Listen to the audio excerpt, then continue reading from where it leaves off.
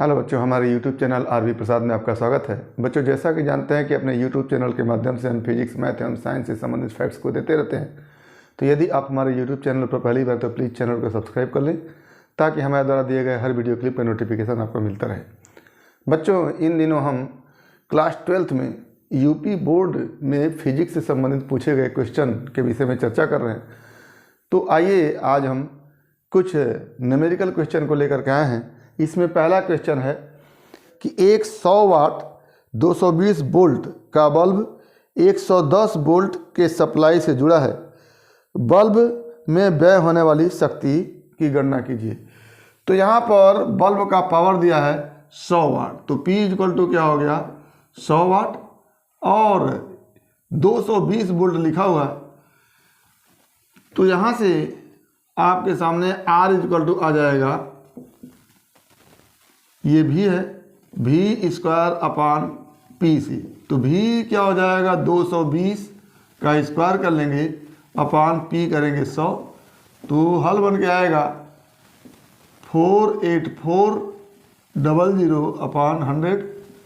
ये कटेगा, बच के आएगा 484 ओम। ये प्रतिरोध हो गया। और आपसे पूछा गया है शक्ति का मान कितना होगा।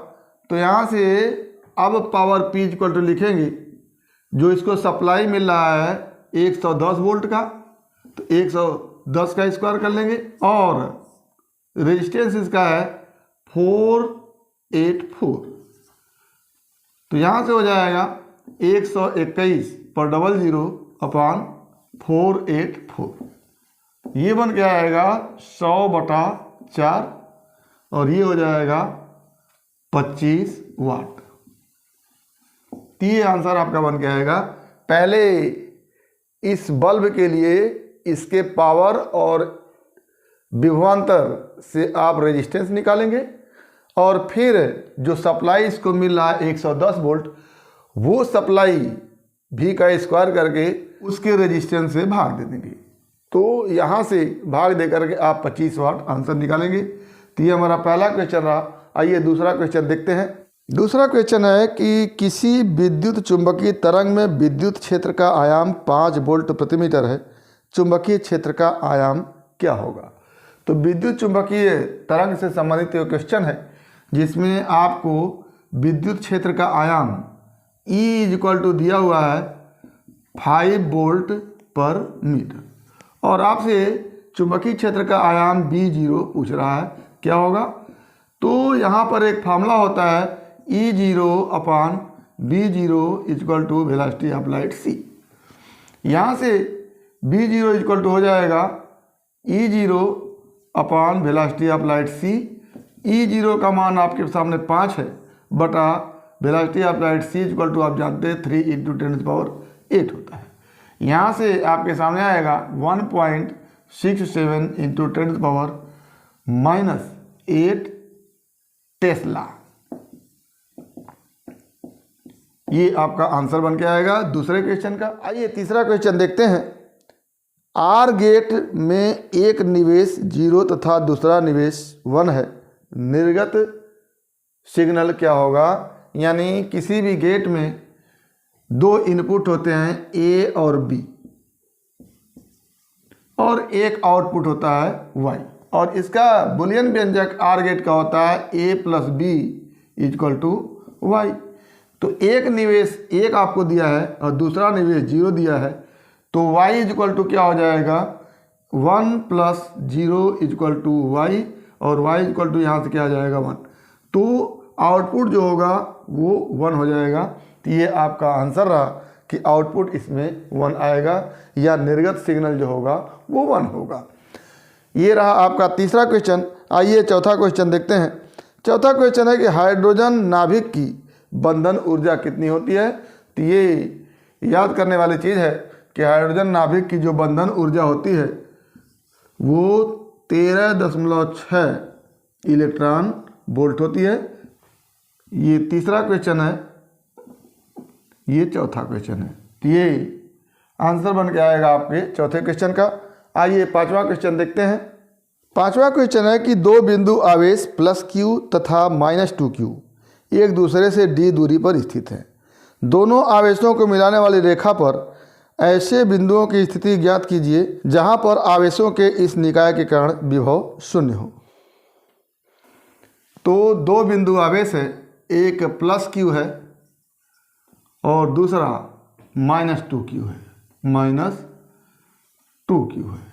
दोनों को मिलाने वाली जो रेखा है इसकी लंबाई d है, या कह लें कि दोनों आवेशों के बीच की दूरी d है। मान लेते हैं कि इस प्लस आवेश से बिंदु r दूरी पर है यहाँ पर, तो इस r दूरी पर अगर इस +q आवेश के कारण विद्युत विभव देखें तो हो जाएगा 1/4 पाई एप्सिलॉन 0 q/r। ये आपका V1 हो गया।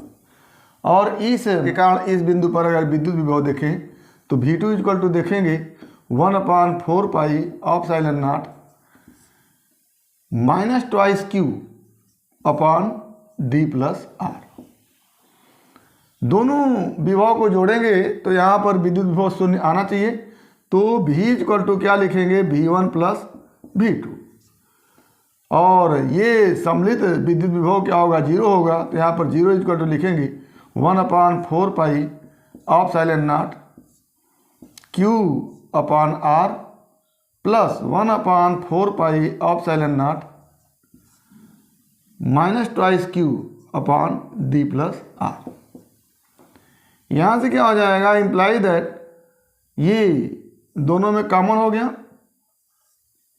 तो क्या बचा, 0 इक्वल टू 1/r -2/d+r। यहाँ से क्या हो जाएगा, 1/r इक्वल टू 2/d+r या 2r इक्वल टू d+r। तो r इक्वल टू क्या हो गया यहाँ से d, यानी ये जो दूरी होगी, ये दूरी ये d के बराबर होगी। यानी पहले आवेश से बाहर की तरफ d दूरी पर जो बिंदु होगा P, यहाँ पर विद्युत विभव का मान क्या होगा, 0 होगा। तो ये आपका 5वां क्वेश्चन रहा। आइए 6वां क्वेश्चन देखते हैं। 6वां क्वेश्चन है कि 1 ग्राम हाइड्रोजन से 0.993 ग्राम हीलियम प्राप्त होती है। यदि जनित्र की दक्षता 5% हो तो उत्पन्न ऊर्जा की गणना कीजिए। 1 ग्राम हाइड्रोजन, 1 ग्राम हाइड्रोजन से आशा है 6.023 इंटू 10⁻23 हाइड्रोजन के अणु, और 1 ग्राम हीलियम से आशा है 6.023 इंटू 10⁻23 अणु। और एक अणु हाइड्रोजन के अगर एक अणु हीलियम के बनते हैं तो mass defect delta m equal to हो जाता है 1 - 0.993 ग्राम। एक अणु से मास डिफेक्ट हो गया, और संपूर्ण द्रव्यमान क्षति क्या हो जाएगा, डेल्टा m इंटू 6.023 इंटू 10⁻23। और आप जानते हैं कि एकांक द्रव्यमान क्षति पर 931 मिलियन इलेक्ट्रॉन वोल्ट निकलता है। तो द्रव्यमान क्षति इतना हो गया तो संपूर्ण ऊर्जा बराबर क्या हो जाएगा, पूरे द्रव्यमान क्षति delta m into 6.023 into 10⁻23 into 931 million electron volt, इतना ऊर्जा हो गया। अब द्रव्यमान क्षति आपको दिया हुआ है, क्या होगा, 1 - 0.993, ये डेल्टा m हो गया, गुणे 6.023 into 10⁻23 into 931 million electron volt. और आपसे कहा जा रहा है कि जो जनित्र है उसकी दक्षता केवल 5% है। तो यहाँ से 5% आप ऊर्जा निकालेंगे, क्या लिखेंगे, संपूर्ण ऊर्जा का 5%, क्या हो जाएगा, इसको 1 माइनस 0.993 इंटू 6.023 इंटू 10⁻23 इंटू 931, इन सब का 5% क्या हो जाएगा, 5/100, और ये हो जाएगा 700 point into 6.023 into 10⁻23 into 931 into 5/100 करेंगे तो 1/20 आ जाएगा। 1.6 इंटू 10⁻19 से गुणा करेंगे तो ये मिलियन इलेक्ट्रॉन वोल्ट की जगह क्या हो जाएगा, जूल हो जाएगा। अब इसको जब हल करेंगे तो आपका आ जाएगा 3.14 इंटू 10⁻10 जूल। तो ये आपका रहा 6वां क्वेश्चन। आइए 7वां क्वेश्चन देखते हैं। 7वां क्वेश्चन है कि एक जेट विमान क्षैतिज दिशा में 3600 किमी प्रति घंटा के वेग से गतिमान है। विमान के पंखे 25 मीटर लंबे हैं। इसके सिरों के बीच प्रेरित विद्युत वाहक बल ज्ञात कीजिए। उस स्थान पर चुंबकीय क्षेत्र की संपूर्ण तीव्रता 4 इंटू 10⁻⁻4 टेस्ला तथा नति कोण 30 है। आप यहाँ पर भी दिया हुआ है 3600 किलोमीटर पर घंटा। इसको आप बदलेंगे तो 3600 गुणे 1000 बटे 3600 मीटर पर सेकेंड हो जाएगा। तो ये आ जाएगा 1000 मीटर प्रति सेकेंड।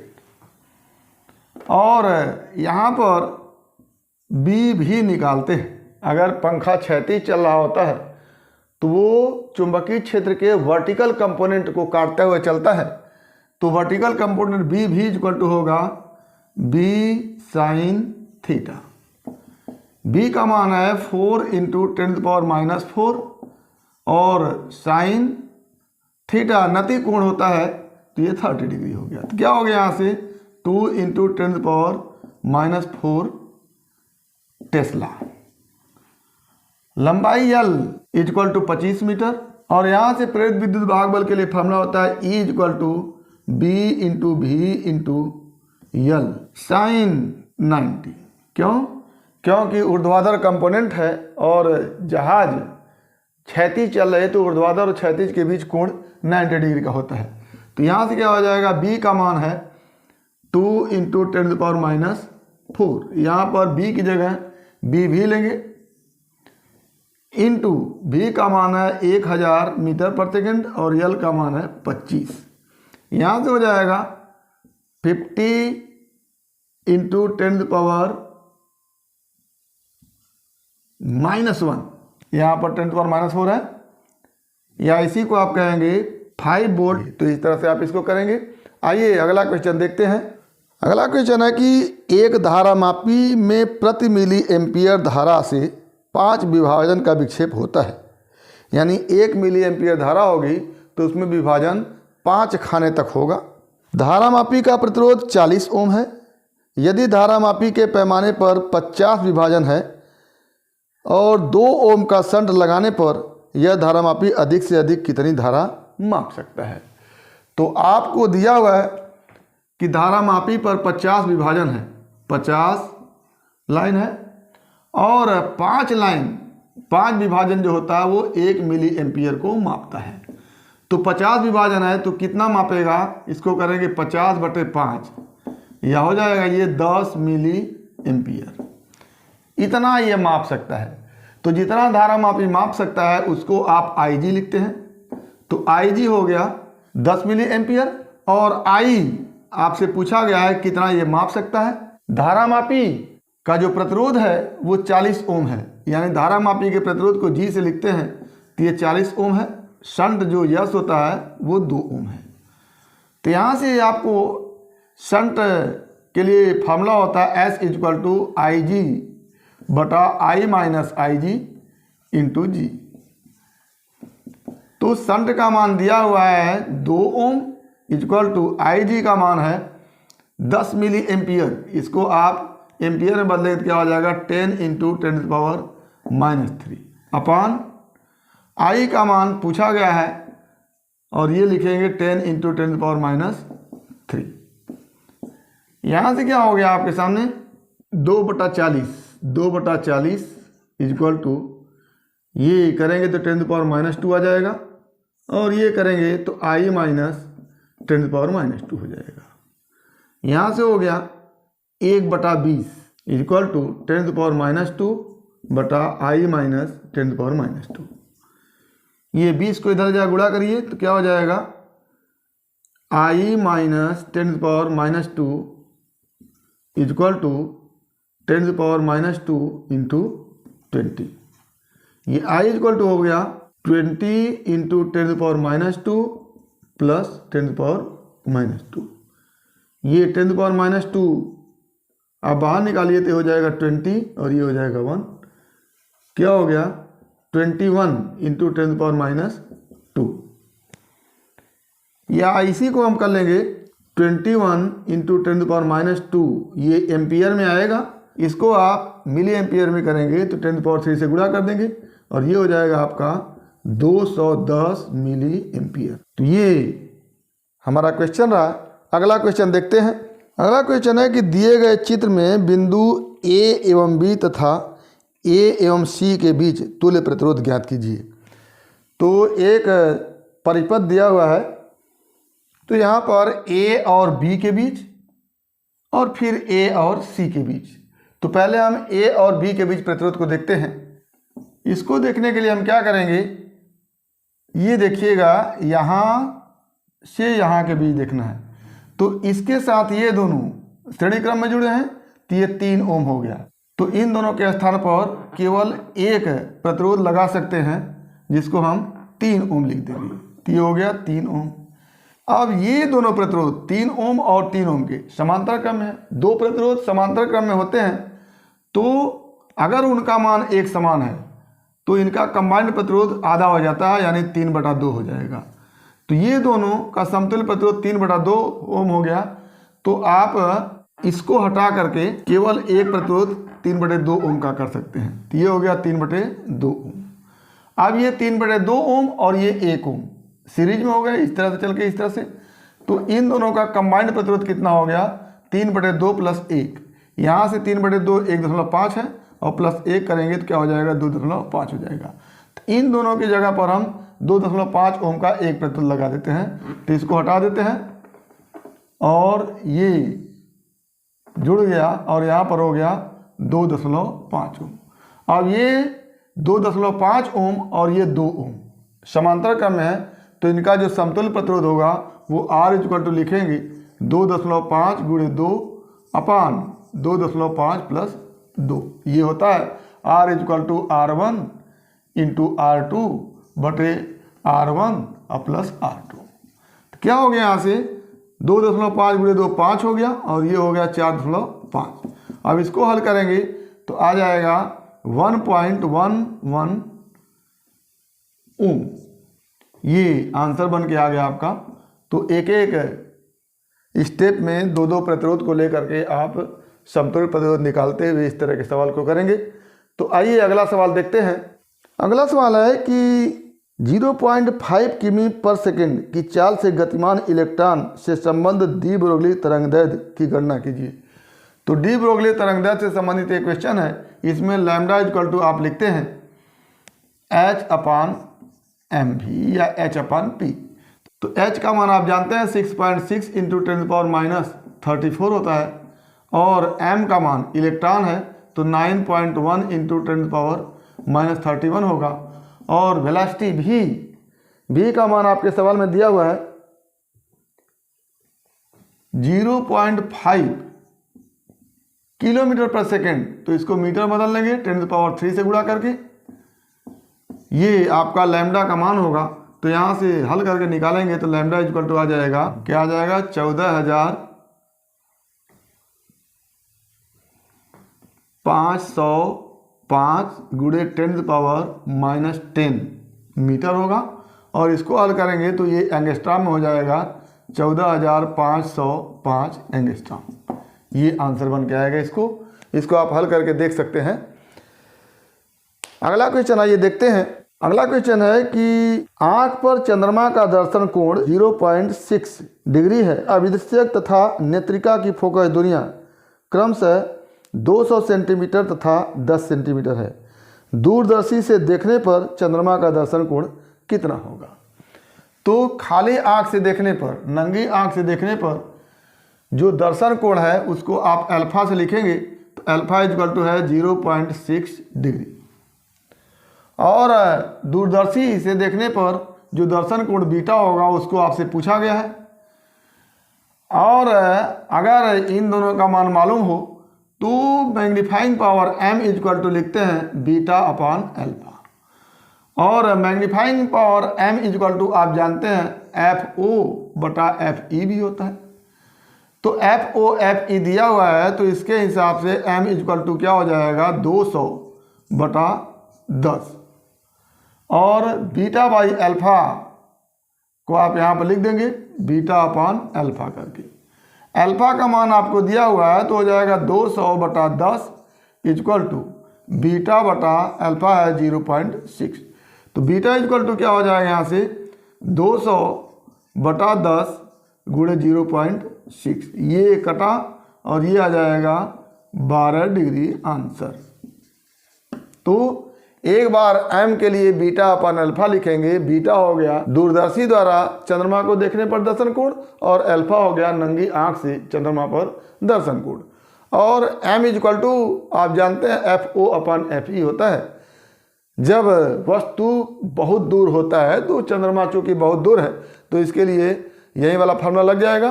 तो एक m इक्वल टू FO/FE और दूसरा m equal to beta upon alpha, और दोनों दूरदर्शी का मैग्नीफाइंग पावर है तो दोनों बराबर होंगे। तो यहाँ से लिखेंगे FO/FE 200/10 equal to beta upon alpha.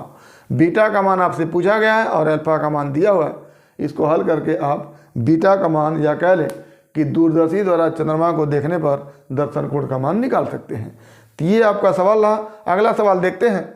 अगला सवाल आपके सामने है कि फ्लिंट कांच के लिए बैगनी तथा लाल रंग के प्रकाश हेतु अपवर्तनांक 1.632 तथा 1.613 है। प्रिज्म के पदार्थ की विक्षेपण क्षमता ज्ञात कीजिए।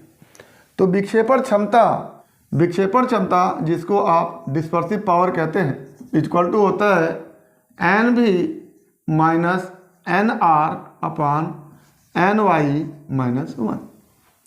NV क्या है? बैगनी रंग के लिए अपवर्तनांक है, और NR क्या है? रेड रंग के लिए अपवर्तनांक है। NY येलो रंग के लिए अपवर्तनांक है।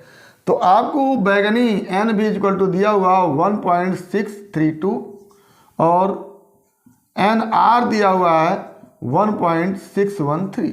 तो इन दोनों से NY इक्वल टू निकलेगा आपका 1.632 प्लस 1.613 अपॉन 2 करके। यानी इन दोनों अपवर्तनांक का औसत निकाल लेंगे तो NY निकल के आ जाएगा।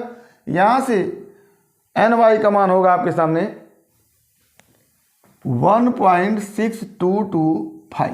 तो NY का मान निकल गया। आप यहाँ से निकालिए NV 1.632 minus NR 1.613 upon 1.6225 minus 1।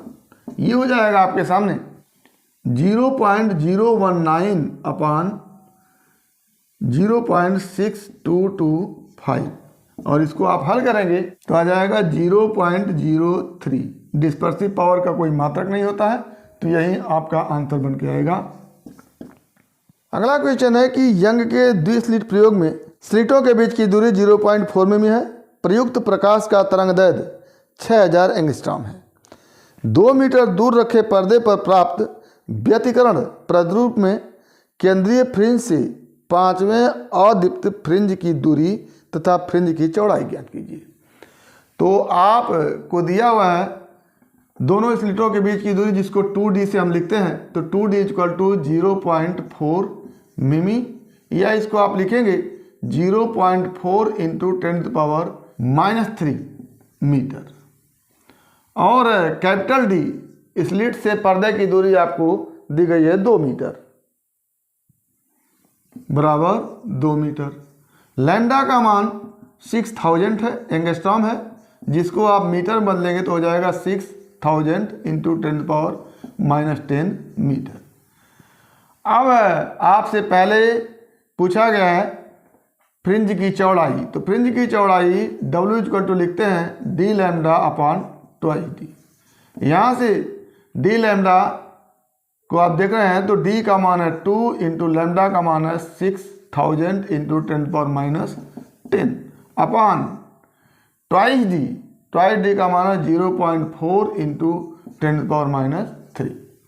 इसको आप हल करेंगे तो हो जाएगा 2 इंटू 6 अपॉन 0.4 इंटू 10⁻4। ये हो गया आपके सामने 2 इंटू 6 अपॉन 4 इंटू 10⁻3। ये हो जाएगा 2 और ये हो जाएगा 3। आंसर आ गया 3 इंटू 10⁻3 मीटर, या कह सकते हैं 3 mm। और आपसे पूछा गया है पांचवें डार्क फ्रिंज की स्थिति क्या होगी। उसके लिए आप लिखते हैं कि x = twice n-1 upon 2 into W। पांचवा फ्रिंज है तो 2 गुणे 5 कर लेंगे, -1 कर लेंगे, बटा 2 कर लेंगे, इंटू W का मान है 3 mm।